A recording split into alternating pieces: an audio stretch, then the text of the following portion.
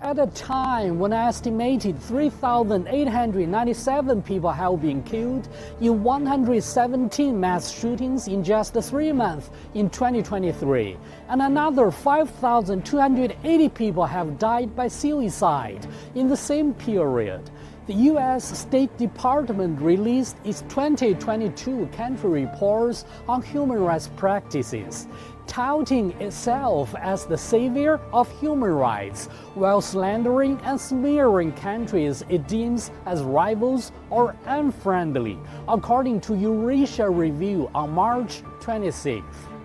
Covering hundreds of pages on how other governments have jailed, tortured, or even killed political opponents, human rights defenders, and journalists, the report kept silent on the thousands of Americans who have lost their lives due to mass shootings, police brutality, and racism discrimination.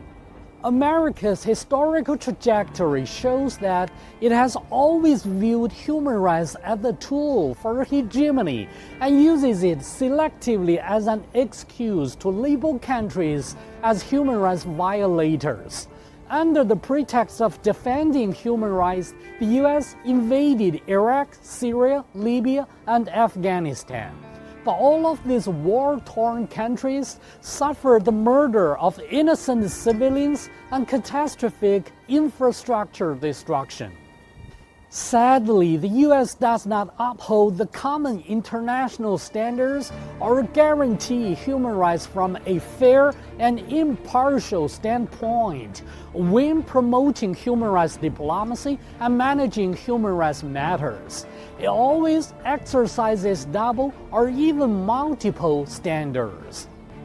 Critics argue that the annual report has nothing to do with human rights, but is a tool to malign rivals and coerce other countries.